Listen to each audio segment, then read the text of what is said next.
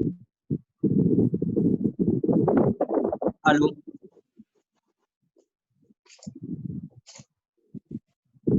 क्या मेरी आवाज आप सब सुन पा रहे हैं? हेलो, क्या मेरी आवाज आप सब सुन पा रहे हैं? Yes, sir. ओके।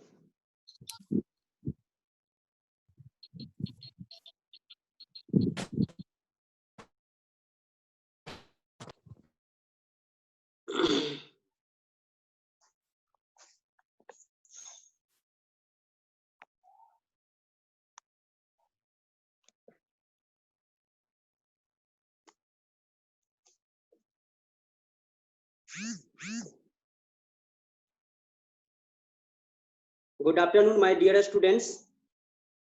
जैसे कि आप सभी को पता है कि आज का जो टॉपिक है स्टोरी टीचिंग, ये पेपर 8 है, यानी कि हिंदी का शिक्षण शास्त्र प्राथमिक स्तर पर। और ये हम यूनिट जो है 3rd में है, जो आज या कल तो पूरे कंप्लीट हो जाएगा। तो आइए हम शुरुआत करते हैं।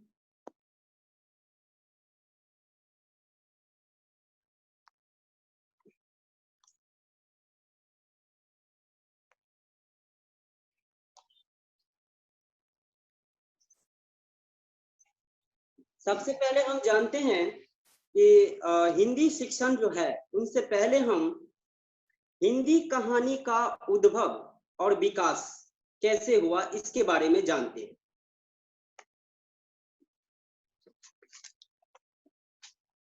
कथा किस्सों का इतिहास भारतीय परंपरा में बहुत पुराना है। हितोपदेश की कथाओं और बैताली पचीसी जैसी कथाओं के माध्यम से भारतीय समाज में नीति नैतिकता आदर्श की शिक्षाएं दी जा रही है। कहानी के रूप में साहित्य की जिस विधा का हम अध्ययन करते हैं, वह पाश्चात्य साहित्य के माध्यम से हिंदी साहित्य में आई। कहा जाता है कि जिस तरह भारत की रुई विदेश में जाती थी और वहां से कपड़ा बनकर भारतीय बाजारों में आया करता था, उसी तरह के कथा किस्से विदेशों से अपने बदले हुए रूप में कहानी के तौर पर भारत आए। हिंदी कहानी के उद्भव और विकास में बंगला साहित्य का विशेष योगदान रहा। अंग्रेजी का साहित्य हिंदी के रूप में बंगला में आया और बंगला से यह हिंदी में आया। आज की हिंदी कहानी के उद्भव की शुरुआत यहीं से मानी जाती है। इस कालखंड में भारतेंदु हरिश्चंद्र सहित अन्य कथाकार, अन्य साहित्यकार, नाटकों और निबंधों के लेखक में ज्यादा सक्रिय थे। हालांकि इस कालखंड में कुछ कहानियां लिखी गई, मगर उन्हें हिंदी की मौलिक कहानी नहीं माना जाता है। हिंदी में द्विवेदी युग जो सन 1900 ईस्वी से शुरू होता है, इस कालखंड में लिखी गई रामचंद्र शुक्ल की 11 वर्ष का समय, किशोरी लाल गोस्वामी की इंदुमती और बंग महिला की दुलाई वाली कहानियां को हिंदी की प्रारंभिक कहानी माना जाता है। यानी कि रामचंद्र शुक्ल का जो है 11 वर्ष का समय और किशोरी लाल गोस्वामी की इंदुमती और बंग महिला की दुलाई वाली कहानियों को हिंदी की प्रारंभिक कहानी माना जाता है। हिंदी कहानी के क्षेत्र में प्रेमचंद के आने के साथ ही एक नया युग शुरू होता है। इसे प्रेमचंद युग के नाम से जाना जाता है। प्रेमचंद ने लगभग 300 कहानियां लिखी। इस दौर में अंग्रेजी और बांग्ला साहित्य का प्रभाव कम होने लगा और हिंदी कहानी में भारतीय समाज दिखने लगे। यानी कि हिंदी कहानी का प्रारंभिक काल 1930 ईस्वी तक के काल को कहा जाता है और 1930 ईस्वी से 1947 ईस्वी तक के कालखंड को प्रेमचंदोत्तर काल या द्वितीय युग कहा जाता है और 1947 से वर्तमान तक के युग को स्वतंत्रोत्तर युग कहा जाता है। हिंदी कहानी की उत्पत्ति हालांकि उपन्यास विधा के बाद हुई थी, मगर कम समय में ही हिंदी कहानी सबसे ज्यादा प्रचलित विधा के रूप में स्थापित हो गई। आज की हिंदी कहानी का क्षेत्र बहुत विस्तृत है, क्योंकि कहानी में जीवन, समय, समाज से जुड़ा हुआ कोई भी पक्ष अछूता नहीं रह गया है। हिंदी कहानी के लेखन में महिलाओं के साथ ही अलग अलग क्षेत्रों के लोगों का आगमन हुआ। आज इंजीनियरिंग, पत्रकारिता, अध्ययन, चिकित्सा और ऐसे ही दूसरे क्षेत्रों में काम करने वाले साहित्यकार भी कहानी लेखन में सक्रिय नजर आते हैं। इसी कारण हिंदी कहानी में अनुभव और यथार्थ की व्यापकता देखी जा सकती है। जहां तक हिंदी में कहानी लेखन के विकास की बात है, हमारे देश में कहानियों की बड़ी लंबी और संपन्न परंपरा रही है। ये गद्य लेखन की ही एक विधा है जिसका विकास 19वीं सदी में बड़ी तेजी से हुआ। हिंदी कहानी को सर्वश्रेष्ठ रूप देने वाले प्रेमचंद ने कहानी की परिभाषाएं इस प्रकार से की है। कहानी वह धुरपद की तान है जिसमें गायक महफिल शुरू होते ही अपनी संपूर्ण प्रतिभा दिखा देता है। एक क्षण में चित्त को इतने माधुर्य से परिपूर्ण कर देता है जितना रात भर गाना सुनने से भी नहीं हो सकता। कहानी हिंदी में गद्य लेखन की एक विधा है। 19वीं सदी में गद्य में एक नई विधा का विकास हुआ जिसे कहानी के नाम से जाना गया। बांग्ला में इसे गल्प कहा जाता है। कहानी ने अंग्रेजी से हिंदी तक की यात्रा बांग्ला के माध्यम से की। कहानी, गद्य कथा साहित्य एक अन्यतम भेद और उपन्यास से भी अधिक लोकप्रिय साहित्य का रूप में है। मनुष्य के जन्म के साथ ही कहानी का भी जन्म हुआ और कहानी कहना तथा सुनना मानव का आदिम स्वभाव बन गया। इसी कारण से प्रत्येक सभ्य और असभ्य समाज में कहानियां पाई जाती है। हमारे देश में कहानियों की बड़ी लंबी और संपन्न परंपरा रही है। इस प्रकार ये हिंदी कहानी का उद्भव और विकास इस तरह हुए। मैं आपको बता दूं कि हिंदी कहानी का जो प्रारंभिक काल है वह 1930 ईस्वी से 1930 ईस्वी तक के कालखंड को हिंदी का प्रारंभिक काल माना जाता है और 1930 ईस्वी से 1947 ईस्वी तक के काल को द्वितीय युग कहा जाता है और 1947 से अभी तक के युग को स्वतंत्रोत्तर युग कहा जाता है। दूसरी बात, 19वीं सदी में गद्य में एक नई विधा का विकास हुआ जिसे कहानी के नाम से जाना गया। तो इस प्रकार हिंदी कहानी का उद्भव और विकास हुआ।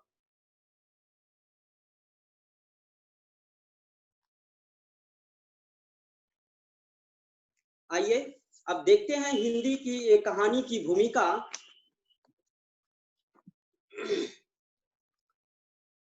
कहानी का प्राचीन नाम संस्कृत में गल्प आख्या का मिलता है, यानी कि कहानी का प्राचीन यानी कि कहानी का पुराना नाम संस्कृत में गल्फ कहा जाता है, या आख्या का मतलब होता है सूचित करना या कहना। तो कहानी का जो पुराना नाम है संस्कृत में गल्फ के नाम से सूचित किया जाता है। आधुनिक हिंदी कहानी का जन्म वर्तमान युग की आवश्यकताओं के कारण हुआ। कहानी को पश्चिम में शॉर्ट स्टोरी कहा जाता है, यानी कि पश्चिमी देशों में रहने वाले लोग कहानी को शॉर्ट स्टोरी के नाम से जानते हैं। पाश्चात्य साहित्य में कहानी कला का उद्भव सर्वप्रथम अमेरिका में एडगर एलन पो द्वारा हुआ, यानी कि पाश्चात्य साहित्य में कहानी कला का सर्वप्रथम अमेरिका में एडगर एलन पो द्वारा विकास हुआ। तो आपसे क्वेश्चन पूछा जा सकता है कि पाश्चात्य साहित्य में कहानी कला का उद्भव किसने किया? तो एडगर एलन पो। और कहां किया गया? अमेरिका में। एडगर एलन पो का जन्म 1809 और 1850 में मृत्यु।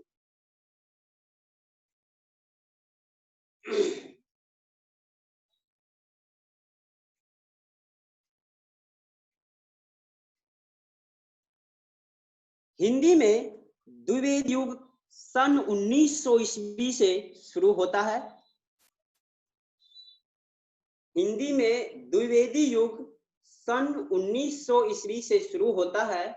इस कालखंड में लिखी गई रामचंद्र शुक्ल की 11 वर्ष का समय, किशोरी लाल गोस्वामी की इंदुमती और बंग महिला की दुलाई वाली कहानियों को हिंदी की प्रारंभिक कहानी माना जाता है। यानी ये जो है रामचंद्र शुक्ल की 11 वर्ष का समय और गोस्वामी किशोरी लाल गोस्वामी की इंदुमती और बंग महिला की दुलाई वाली कहानियां, ये तीनों कहानियों को हिंदी की प्रारंभिक कहानी माना जाता है। अगर आपसे पूछा जाए कि हिंदी की प्रारंभिक कहानी है, तो आप ध्यान रखें ये 3 कहानियां हैं। रामचंद्र शुक्ल की 11 वर्ष का समय, किशोरी लाल गोस्वामी की इंदुमती और बंग महिला की दुलाई वाली, यानी इन तीनों कहानियों को हिंदी की प्रारंभिक कहानी माना जाता है।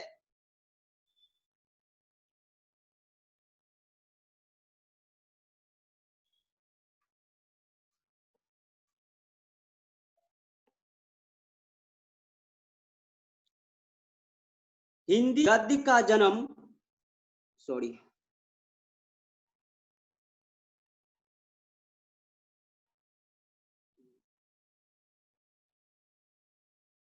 हिंदी गद्य का जन्मदाता भारतेंदु हरिश्चंद्र को माना जाता है।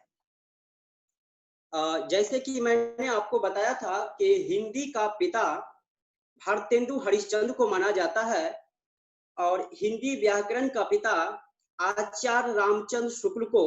ठीक उसी तरह हिंदी गद्य का जन्मदाता भारतेंदु हरिश्चंद्र को माना जाता है। आधुनिक हिंदी साहित्य के पिता कहे जाने वाले भारतेंदु हरिश्चंद्र है। हिंदी का प्रथम गद्यकार लल्लू लाल को माना जाता है। ध्यान रहे कि हिंदी का जो है प्रथम गद्यकार लल्लू लाल को माना जाता है। 19वीं सदी में गद्य में एक नई विधा का विकास हुआ जिसे कहानी के नाम से जाना गया। यानी कि आज जो हम कहानी के नाम से जानते हैं, वह 19वीं सदी में गद्य में एक नई विधा का विकास हुआ जिसे कहानी के नाम से जाना गया।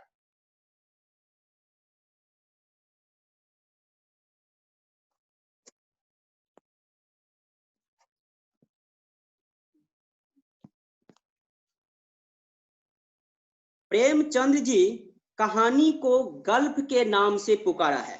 यानी कि प्रेमचंद जी जो है वह कहानी को गल्फ के नाम से पुकारा है। गद्य साहित्य का महत्वपूर्ण अंग है, जिसमें छंद, अलंकार योजना, रस विधान आदि का निर्वाह करना आवश्यक नहीं है। यानी कि गद्य साहित्य का महत्वपूर्ण अंग है, जिसमें छंद, अलंकार, रस विधान आदि का निर्वाह करना आवश्यक नहीं है। गद्य साहित्य की अनेक विधाएं हैं, जिसमें कहानी, नाटक, उपन्यास, निबंध, जीवनी, स्मरण आदि। यानी कि गद्य साहित्य की जो अनेक विधाएं हैं, जिसमें कहानी, नाटक, उपन्यास, निबंध, जीवनी, स्मरण और भी हैं। आइए हम आपको एक चार्ट के द्वारा दिखाते हैं। यानी कि गद्य साहित्य की जो विधाएं हैं, जिसमें नाटक, निबंध, समीक्षा, उपन्यास, एकांकी, कहानी, गद्य काव्य, जीवनी, आत्मकथा, यात्रा वृत्त, व्यंग, इंटरव्यू, पत्र संहिता, इसी तरह जैसे साक्षात्कार, पर्यालोचन, पुस्तक समीक्षा, व्यंग, विज्ञान कथा, ये सब जो है ये गद्य साहित्य की विधाएं हैं। लेकिन इसमें जैसे कि मैंने आपको कविता पढ़ाए, फिर उसके बाद कहानी और नाटक भी है। नाटक, ये 3 हैं आपके सिलेबस में, तो इस तीनों के ऊपर हम आपसे बातचीत करेंगे।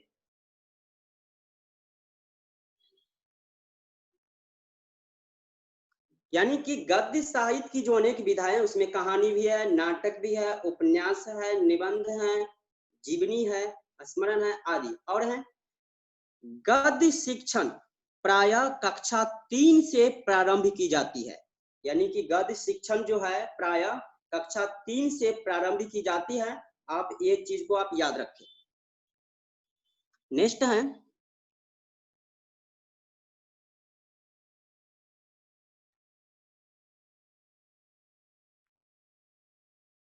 गद्य, यानी छंद, अलंकार योजना का निर्वाह की गई रचना कहलाती है। गद्य शिक्षण करते समय लगभग 5 प्रणालियों का प्रयोग किया जा रहा है। यानी कि गद्य का शिक्षण करते समय लगभग 5 विधियों का प्रयोग किया जा रहा है। अंग्रेजी में गद्य को प्रोज कहते हैं, लेकिन उर्दू और अरबी में गद्य को इबारत, ध्यान रहे आप कि उर्दू में और अरबी में गद्य को इबारत, जबकि इबारत का अर्थ होता है वाक्य की बनावट या रचना, या आप लेख भी कह सकते हैं।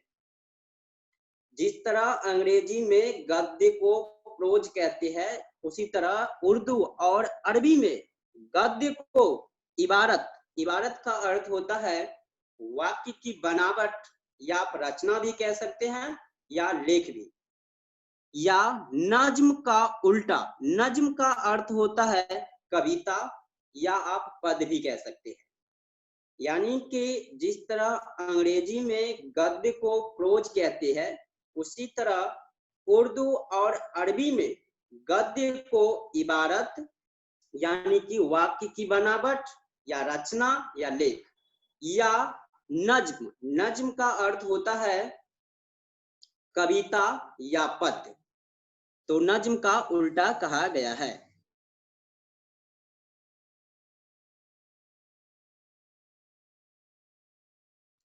आइए अब देखते हैं कि कहानी का अर्थ। गद्य शब्द संस्कृत भाषा की गद्य धातु से बना है, जिसका अर्थ है स्पष्ट कहना।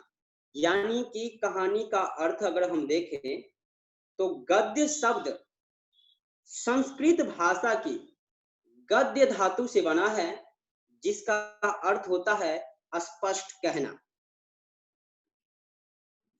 कहानी के अर्थ को स्पष्ट करते हुए प्रेमचंद जी ने लिखा है, कहानी एक रचना है जिसमें जीवन के लिए एक अंग या किसी एक मनोभाव को प्रदर्शित करना ही लेखक का उद्देश्य रहता है।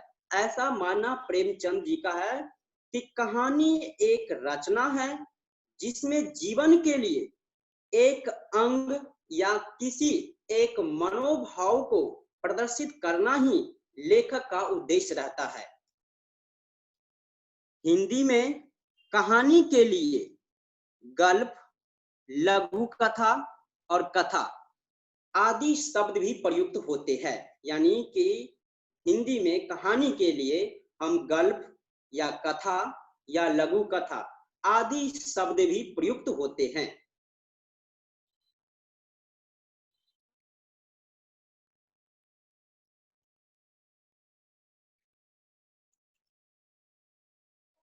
कहानी की परिभाषा देखते हैं, जिसमें सबसे पहली परिभाषा है H.G.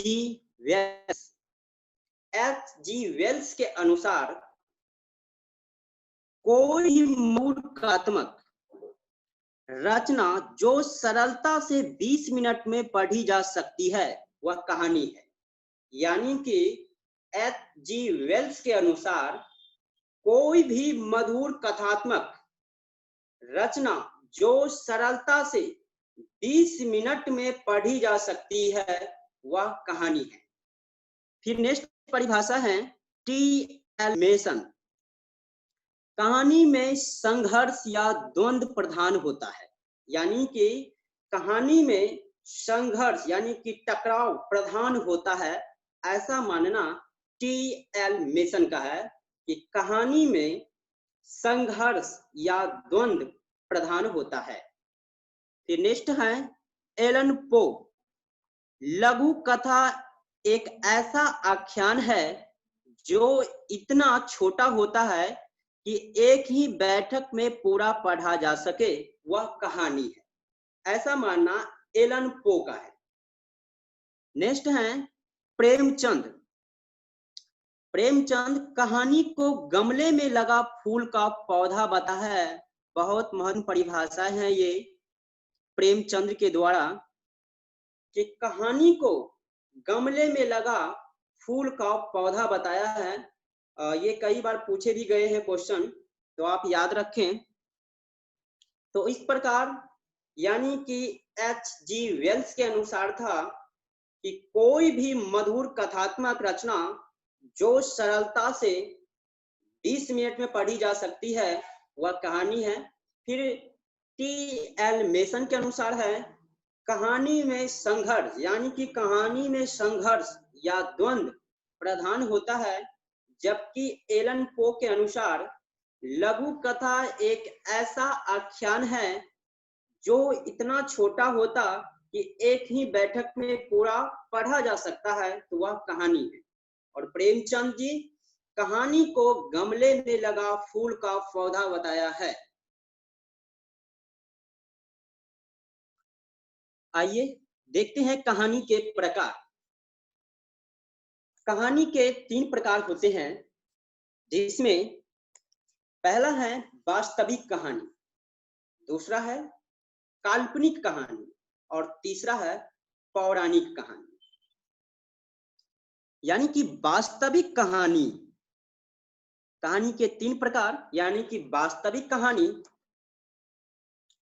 संसार में घटित होने वाली घटनाओं के तथ्य के आधार पर, संसार में घटित होने वाली घटनाओं के तथ्य के आधार पर लिखी हुई कहानियों को वास्तविक कहानी कहा जाता है। यानी कि वास्तविक कहानी में हम बच्चों के चरित्र का निर्माण करते हैं। सामाजिक अध्ययन के शिक्षण में ऐसी कहानियों को ही प्रधानता दी जानी चाहिए। ये जो वास्तविक कहानी है यानी कि संसार में घटित होने वाले तथ्यों के आधार पर लिखी हुई कहानी को वास्तविक कहानी कहा जाता है।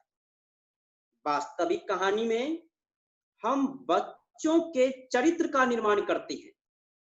सामाजिक अध्ययन के शिक्षण में ऐसी कहानियों को ही प्रधानता दी जानी चाहिए, तो यह वास्तविक कहानी। दूसरा है काल्पनिक कहानी। यानी कि काल्पनिक कहानी में कोई भी वास्तविक आधार नहीं होता है। काल्पनिक कहानी जो होता है उसमें कोई वास्तविक आधार नहीं होता। यह मन गढ़ंत यानी कि देवताओं, देवियों, भूतों, प्रेतों, जादूगरनी या परियों से संबंधित होती है। यानी कि ये जो काल्पनिक कहानी है जिसमें मन गढ़ंत यानी कि देवताओं, देवियों, भूतों, प्रेतों, जादूगरनी या परियों से जो संबंधित होती है, ये काल्पनिक कहानी होती है। हाँ, सामाजिक अध्ययन शिक्षण में इन कहानियों के द्वारा भाईचारा, प्रेम, साहस, मातृभावना का विकास किया जा सकता है। इन कहानियों को इस प्रकार सुनाया जाए जिससे बच्चे अच्छी शिक्षा ग्रहण कर ले, उनके मन में भय की ग्रंथियां न बने और उनका जो विकास है वह कुंठित न हो। यानी कि ये जो काल्पनिक कहानी है इनका कोई वास्तविक आधार नहीं होता।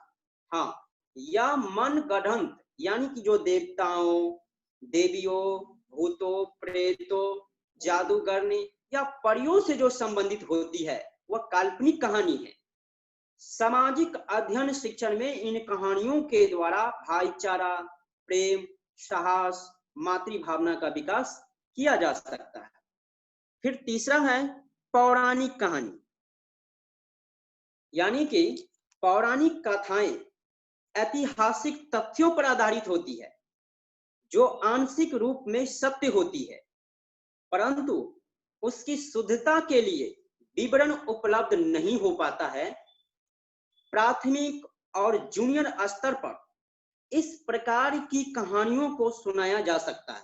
यानी कि ये जो पौराणिक कहानियां हैं, पौराणिक जो कहानी है, इनको प्राथमिक और जूनियर स्तर पर इस प्रकार की कहानियों को सुनाया जा सकता है क्योंकि उनके लिए अधिक शब्द, अधिक शुद्ध विवरण की आवश्यकताएं नहीं होती है। जैसे आप महाभारत, रामायण की कथाएं का प्रयोग किया जा सकता है। तो ये जो पौराणिक कहानी है ये ऐतिहासिक तथ्यों पर आधारित होती है जो आंशिक रूप में सत्य होती है, परंतु उसकी शुद्धता के लिए विवरण उपलब्ध नहीं हो पाता है। तो इस प्रकार कहानी के तीन प्रकार, जिसका पहला वास्तविक कहानी, दूसरा है काल्पनिक कहानी जो यह मन गढ़ंत यानी कि देवी देवताओं, भूत प्रेत जो आदियों से संबंधित होती हैं, और तीसरा है पौराणिक कहानी जो ऐतिहासिक तथ्यों पर आधारित होती है।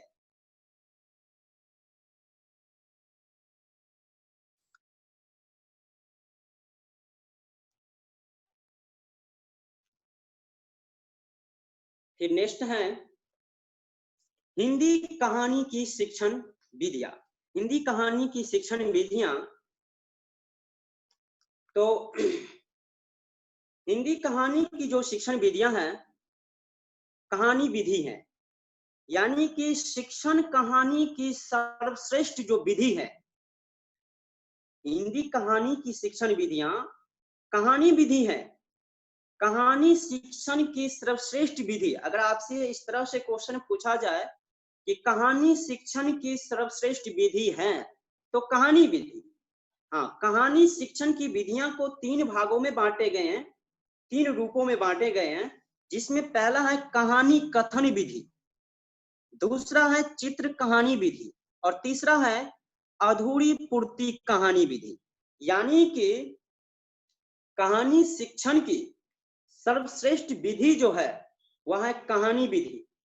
फिर कहानी शिक्षण की जो विधियां उनको तीन रूपों में बांटा गया है, जिसमें पहला कहानी कथन विधि जो पूर्व प्राथमिक स्तर यानी कि नर्सरी के लिए, दूसरा है चित्र कहानी विधि जो प्राथमिक स्तर यानी 1 से 5, उसके बाद है अधूरी पूर्ति कहानी विधि जो उच्च प्राथमिक स्तर के लिए। तो हम सबसे पहले जानते हैं कहानी कथन विधि जो पूर्व प्राथमिक स्तर यानी कि नर्सरी के लिए। कहानी कथन विधि में शिक्षक कहानी को अपनी स्मृति के आधार पर व्यक्त करता है। यानी कि कहानी कथन विधि में शिक्षक कहानी कथन विधि में शिक्षक द्वारा बच्चों को सरल भाषा वाली छोटी छोटी कहानियां सुनाते हैं, फिर बच्चे भी उनसे मिलती जुलती कहानियां सुनाते हैं। यानी कि इस विधि में, कहानी कथन विधि में, बच्चों का स्मरण शक्ति एवं कल्पना शक्ति का विकास होता है। आप ये चीज ध्यान रखें कि कहानी शिक्षण विधि में बच्चों का स्मरण शक्ति और कल्पना शक्ति का विकास होता है। यह जो है, यह विधि यानी कि कहानी कथन विधि पूर्व प्राथमिक स्तर के लिए सर्वश्रेष्ठ विधि है। तो आप इन तथ्यों को याद रखें। यानी कि ये जो है कहानी कथन विधि, यह पूर्व प्राथमिक स्तर के लिए सर्वश्रेष्ठ विधि मानी जाती है। तो यानी कि इस विधि में शिक्षक द्वारा बच्चों को सरल भाषा वाली छोटी छोटी कहानियां सुनाते हैं, फिर बच्चे भी उनसे मिलती जुलती कहानियां सुनाते हैं। तो इस विधि में बच्चों का स्मरण शक्ति और कल्पना शक्ति का विकास होता है। दूसरा है चित्र कहानी विधि, जो प्राथमिक स्तर की है। यानी कि कहानी विधि प्राथमिक स्तर यानी कि 1 से 5 के लिए यह सर्वश्रेष्ठ विधि मानी जाती है। चित्र कहानी विधि जो है यह प्राथमिक स्तर के लिए सर्वश्रेष्ठ विधि मानी जाती है। इसमें कुछ ऐसी पुस्तकें होती है, यानी कि चित्र कहानी विधि में कुछ ऐसी पुस्तकें होती है जो चित्रों पर आधारित होती है, जिसको बालक पठन करता है, पढ़ता है। समस्या आने पर अध्यापक बालक को सुझाव देता है। यानी कि चित्र कहानी विधि जो है, इसमें कुछ ऐसी पुस्तकें होती है जो चित्रों पर आधारित होती है, जिसको बालक पठन करता है, पढ़ता है, और पढ़ने के दौरान अगर समस्या अगर आती है तो अध्यापक बालक को सुझाव देता है। कहानियां जो हैं वह पूर्ण रूप से चित्रों पर आधारित होती है। ये जो चित्र कहानी विधि है, इसमें जो कहानियां हैं वह पूर्ण रूप से चित्रों पर आधारित होती है। यानी कि इस विधि में पशु पक्षियों, फल सब्जियों के चित्र बनाकर चार्ट में टांग दिए जाते हैं। तत्पश्चात यानी उसके बाद बच्चों को चित्र दिखाकर ऐसे वाक्य लिखाए जाते हैं जो एक छोटी कहानी का रूप ले सके। यानी कि इस विधि में, चित्र कहानी विधि में, पशु पक्षियों चाहे फल सब्जियों के चित्र बनाकर चार्ट में टांग दिए जाते हैं। उसके बाद बच्चों को चित्र दिखाकर ऐसे वाक्य लिखाए जाते हैं जो एक छोटी कहानी का रूप ले सके। तो यह चित्र कहानी विधि जो प्राथमिक स्तर के लिए सर्वश्रेष्ठ विधि मानी जाती है। फिर तीसरी विधि है अधूरी पूर्ति कहानी विधि। यह उच्च प्राथमिक स्तर के लिए सर्वश्रेष्ठ विधि मानी जाती है। यानी यह विधि उच्च प्राथमिक स्तर के लिए सर्वश्रेष्ठ विधि मानी जाती है। इस विधि में अध्यापक छात्रों के सामने मौखिक या लिखित, यानी बोल के या तो लिख के, कोई अधूरी कहानी प्रस्तुत करता है। अधूरी पूर्ति कहानी में, ये जो अधूरी पूर्ति कहानी विधि है, इसमें अध्यापक छात्रों के सामने या तो मौखिक रूप से या लिखित रूप से कोई अधूरी कहानी को प्रस्तुत करता है। छात्र कल्पना व चिंतन क्षमता के आधार पर उस कहानी को पूर्ति करता है। तो इस प्रकार कहानी शिक्षण की ये 3 विधियां हैं पहला कहानी कथन विधि, दूसरा चित्र कहानी विधि और तीसरा है अधूरी पूर्ति कहानी विधि। हाँ, अगर आपसे इस तरह से क्वेश्चन पूछा जाए कि कहानी शिक्षण के सर्वश्रेष्ठ विधि हैं, तो आप याद रखिए कहानी विधि है।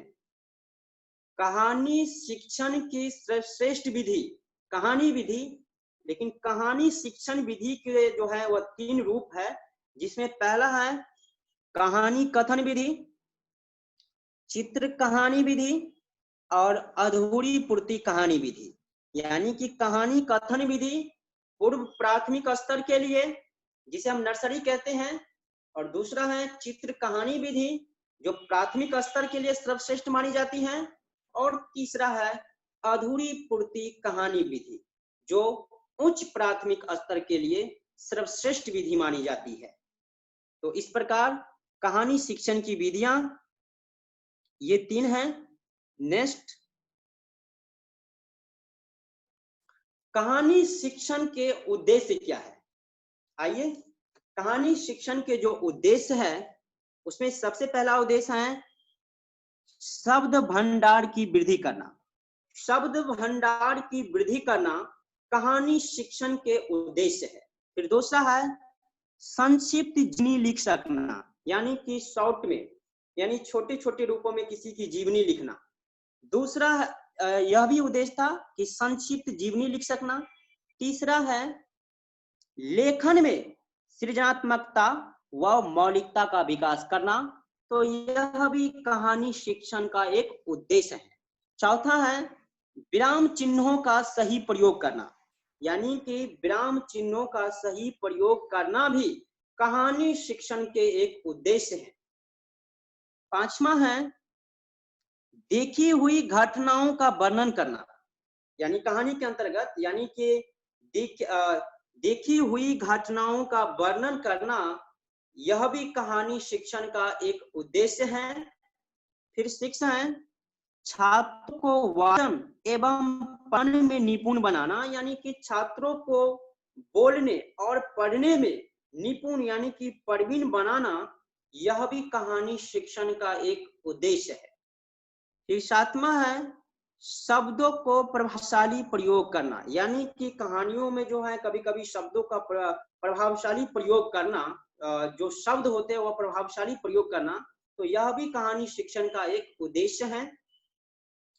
फिर 8वां है छात्र को कल्पना शक्ति का विकास करना।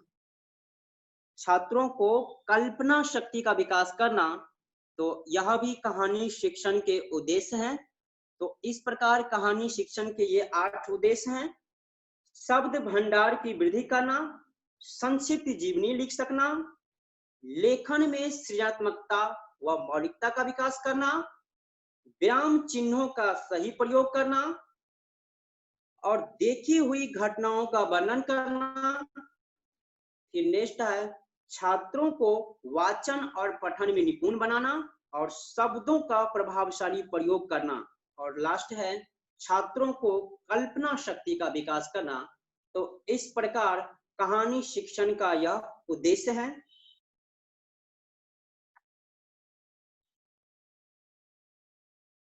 नेक्स्ट है कहानी शिक्षण की उपयोगिता, यानी कि कहानी शिक्षण की क्या उपयोगिता है, जिसमें पहला है कहानी शिक्षण का उपयोग छात्रों में समस्त पाठों के प्रति रुचि जागरूक करता है। यानी कि कहानी शिक्षण का जो उपयोग है वह छात्रों में समस्त पाठों के प्रति रुचि जागरूक करता है, तो यह एक कहानी शिक्षण की जो है ये उपयोगिता है। दूसरी है कहानी शिक्षण के प्रयोग से छात्रों में अस्थायी ज्ञान की प्राप्ति होती है, यानी कि कहानी शिक्षण का प्रयोग करने से बच्चों में जो ज्ञान की प्राप्ति होती है वह अस्थायी होती है। यह दूसरा उपयोगिता है। कहानी शिक्षण के प्रयोग से बच्चों में अस्थायी ज्ञान की प्राप्ति होती है। फिर नेक्स्ट है विद्यार्थियों को उनकी उपलब्धियों को बढ़ाने के लिए सीखने की विकास की क्षमता का विकास करना। तो यह भी कहानी शिक्षण की एक उपयोगिता है कि विद्यार्थियों को उनकी उपलब्धियों को बढ़ाने के लिए सीखने की क्षमता का विकास करना कहानी शिक्षण की उपयोगिता है। नेक्स्ट है विषय प्रवेश एवं कक्ष के वातावरण को अच्छा बनाने में प्रयोग करना, तो यह भी कहानी शिक्षण की एक उपयोगिता है।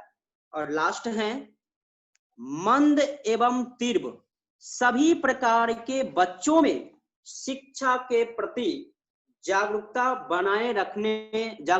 को बनाए रखने में सहायक है। तो इस प्रकार कहानी शिक्षण की उपयोगिता ये जो 5 हैं। कहानी शिक्षण का उपयोग छात्रों में समस्त पाठों के प्रति रुचि जागरूक करता है। फिर दूसरा था कहानी शिक्षण के प्रयोग से बच्चों में अस्थायी ज्ञान की प्राप्ति होती है। और फिर तीसरा है विद्यार्थियों को उनकी उपलब्धियों को बढ़ाने के लिए सीखने की क्षमता का विकास करना। और फोर्थ है विषय प्रवेश एवं कक्ष के वातावरण को अच्छा बनाने में प्रयोग करते हैं।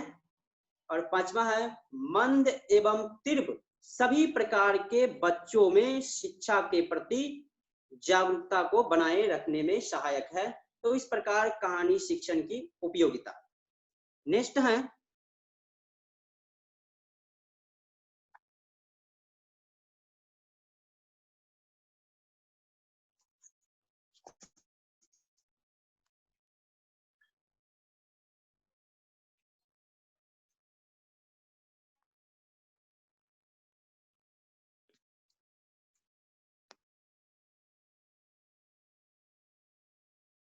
तो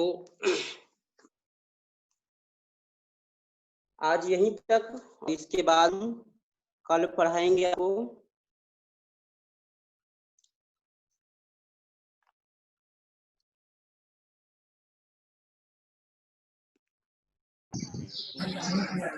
देखिए